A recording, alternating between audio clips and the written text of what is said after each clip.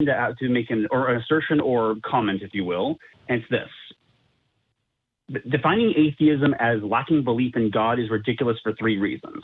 Would you care to hear them? Mm-hmm. One, it's a completely subjective term that varies from religion to religion.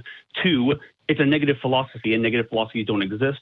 And three, believing in God is nearly negative philosophy. I mean, first of all, what kind of philosophies do you think do exist? Sorry. You just say your third point, and then we'll get back to what you were asking. Three, believing in God is not nearly as compartmentalized as atheists tend to imply. Okay. All right. So, what was the first one again? It's a completely atheism, as defined as lacking belief in God, is a completely subjective term that varies from religion to religion. That is true. I will grant that. A lot of philosophies have very subjective components to them. And so, but the thing is, you can't really identify, your definition is going to be defined by everybody else, though. In a way, yes. And I mean, part of the reason for that is that basically we're in a situation where 80% of the people in the country, in one way or another, believe in and assert belief in something that we don't think exists. And not only that, but are often on the record saying that if you don't believe this thing, then you're a bad person, you can't possibly understand the difference between right and wrong, et cetera, et cetera. Under normal circumstances, if I said I define myself as a person who doesn't believe in yellow unicorns or whatever, I hate to get all cliche, but that would not be an interesting statement, that it wouldn't be worth saying. But as a way of contrasting with a popular belief, it does make sense in that sociological way, don't you think? And what do you mean? Well, even today, the same person I was talking about earlier in the show, the one that came up and berated us at our table at the end of the Atheist Helping the Homeless giveaway, one of his spiels that he went on is, why do you, because I had on the Atheist Community of Austin shirt, and he was wondering, well, why do you, defining yourself as something that you don't believe in, why are you even doing that? Shouldn't you just, not have any label at all if that's what it is? And as I told him, that we're here in Texas, Austin is a little bit unique in that being more liberal, but if you say that you're an atheist in the wrong part of Texas, you get looks, you can get violence thrown back at you, whether it's verbal or physical. There's a lot of what can happen. And so saying that you're an atheist here in the U.S. really makes a point and makes a difference. We've had a lot of people that come up to our table, either curious about why we're out there.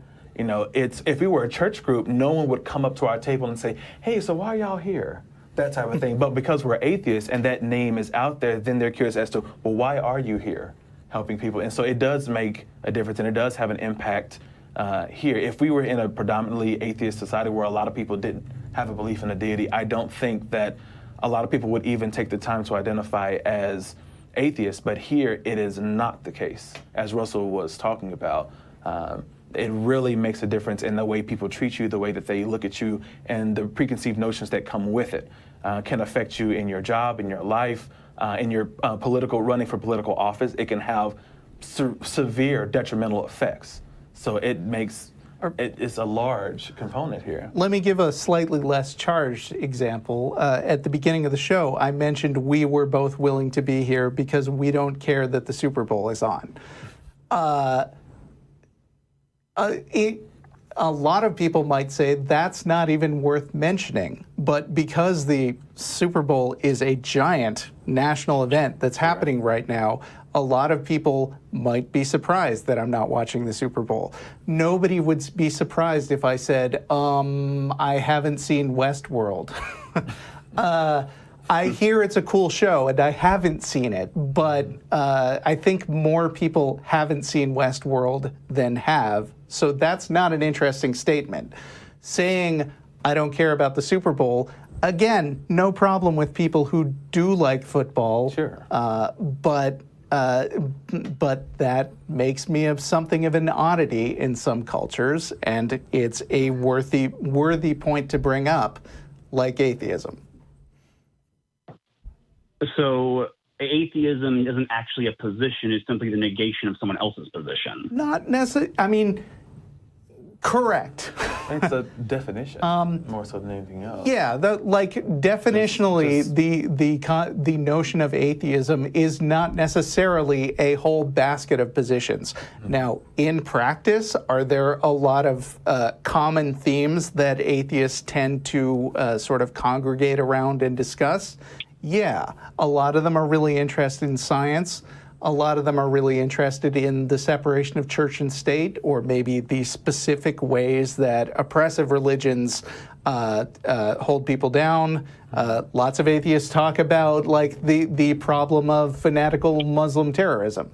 But it's not a technical requirement of atheism. But to see what the problem with that is that if your only position is the counter to another position, you don't really have a position yourself. Well, that's not true. I mean, my only position isn't that, because I'm an individual with a whole bunch of positions. But if I came up to a random person on the street and I said, and he said, I'm an atheist, I probably would not jump to a conclusion like, oh, you must hate Donald Trump. It may be likely, but it is not necessarily true, because atheism isn't a position specifically about politics. Yeah, it answers, I look at it like an adjective that answers one question. It's one of the descriptors of me, but as far as, how I live my life or the way I interact with others, I subscribe to secular humanism. There's other facets that I have. So asking the question of, are you an atheist? It answers a single question as far as whether I believe that a deity or deities exists, which is currently not. And that is all it answers. Beyond that, it's not a lot of other baggage for me. But different people look at it in different ways, but that's the way that I look at that term. Right. I'm also a computer programmer, but if you criticized me for saying, well, computer programming doesn't answer deep philosophical questions about why you're here, first of all, you'd be technically right, and second of all, but so what? Right. But there's not a lot of people walking around saying they're a-programists. Right. That type of thing. It's not... Because most people don't program, so it's not a big deal or a surprise. If you were a person who didn't have a smartphone or didn't even know what a smartphone was, though, that would be weird right now. It wouldn't have been weird 20 years ago. Lots of judging would happen. No, I'm not. I know quite a few people that avoid smartphones. Yeah, and I know people who brag, I don't have a television set. I don't think that's a brag-worthy thing. Well, maybe in some ways, but I do agree that that's a notable piece of information about that person.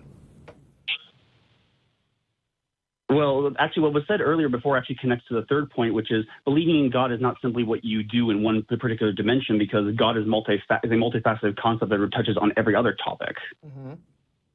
Depending on the belief system, I suppose. Well, do you know people who believe in God? Can you think of two people who believe in God who have completely different outlooks on life? Sure.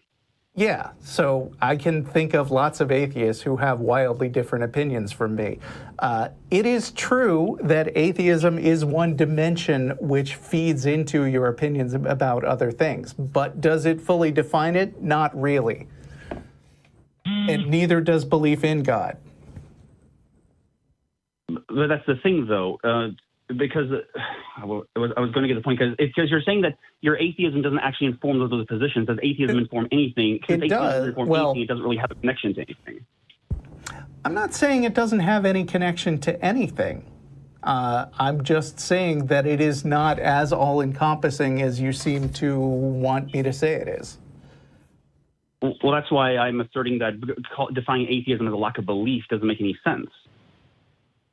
Okay, what else should it be? Well, what I've always understood that atheism is the belief that God does not exist. Not necessarily. Why not? Well, some can hold that position, but not every atheist does. It was the lack of that being attached to the front of theist, modifying that definition of theist to say lack of belief in a deity or deities. That's all that was, in all honesty. Well, the A doesn't. Well, actually, to make a good example of this, when you compare muse and amuse, it means to think and to not think. But if atheism would be belief that God exists, belief that God doesn't exist. I'm sorry. What was that? The A in amuse is not a modifier. Just because just because the words have similarity doesn't necessarily mean they're related to each other. Yeah, it would be one of the prefixes, like atypical or asymmetrical would be more comparable examples of adding lack of. Asymmetrical means not having symmetry. Lack of. Yeah, but it doesn't change. It's asymmetrical and symmetrical about definitions of what shapes are. It doesn't mean that the shape isn't there. Nobody said that. Right. What? But to connect this back to atheism and theism, it only makes sense for atheism to be the belief that God doesn't exist as opposed to a lack of belief in God, because from the Christian perspective, everyone who's not Christian lacks belief in God. Oh, so Jews lack belief in God. Yes. Well, I think Jews would disagree with you. I mean, they are theists in the sense that they believe that God exists. From the Christian perspective, since they don't believe in Jesus, they don't technically believe in God. I mean, what I think is interesting here is that you want us to go with you to this point of view that that we shouldn't use certain definitions in certain ways. But it seems like the place you want us to follow you all the way to is the idea that every definition should match the position that makes you comfortable. I mean, you and some Jewish guy are welcome to hash it out about whether the Jewish guy actually thinks God exists. But I assure you, you're not going to convince the Jewish guy that he is rejecting the notion of God, because he would say, I totally believe in God. He's wonderful. He's exactly what he said in the Torah. And you know, this seems like I mean, if I could go back to something you said earlier, this is a very subjective way of trying to suit every definition to your opinions. This isn't a matter of my opinion, it's a matter of consistency, that the definitions should have consistency with each other. Okay, so what about a Jewish guy talking about God? Who are you to tell him that he is an atheist? I'm not saying he's an atheist. I'm saying he's a theist who doesn't. I'm saying he's a theist who doesn't believe in God. Yeah. How can he be a theist if he doesn't believe in God? No, he believes that God exists, but from the if Christianity is true, then he's technically not believing in God. He just doesn't have the right God. Is that what you're saying? Right. So you would. So you think Jews are atheists? I mean, according to the definition that we have, which doesn't make sense to you. That's why it doesn't make sense to me, because that would mean that Jews are atheists, but I don't view them, but they're not atheists.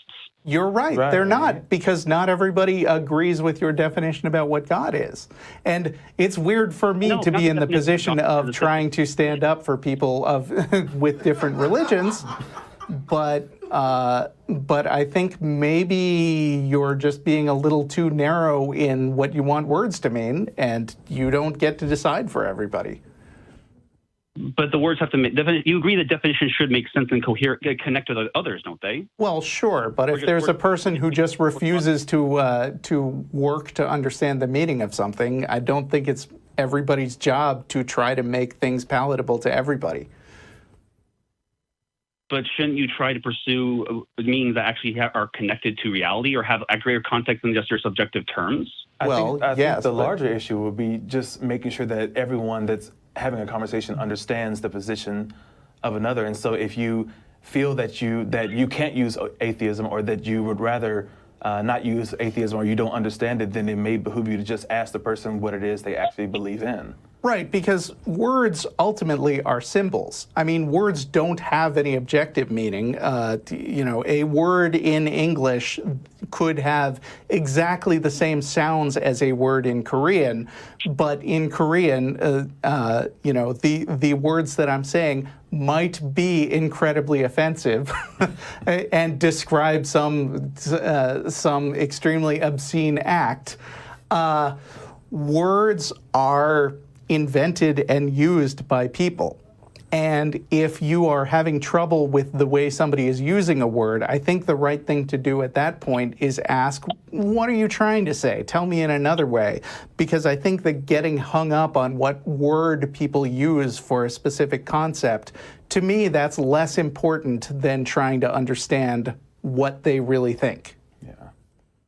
Well, that's what I'm talking about. It because saying that atheism is simply a lack of belief in God doesn't actually tell me about what you think. It tells me just what you reject. Well, now I've explained a little better how a lot of atheists use the word atheist. And so maybe this will make it easier for you going forward. It's not, but it's not making it easier because that's not a real definition because it's still subjective to everyone else's definition. You tell me that it's not a real definition, but you try going to a Jew and saying you don't really believe in God and see if you are making yourself more clearly understood or not.